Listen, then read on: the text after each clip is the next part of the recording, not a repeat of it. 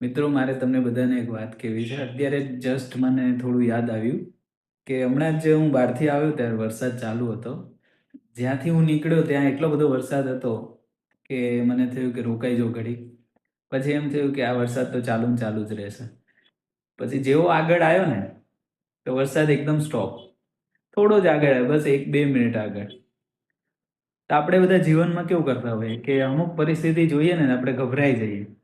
તો આપણે ત્યાં ઊભા રહી જઈએ કે આ પરિસ્થિતિ દૂર થઈ જાય ત્યાર પછી હું મૂવ ઓન કરીશ કે આગળનું સ્ટેપ લઈશ.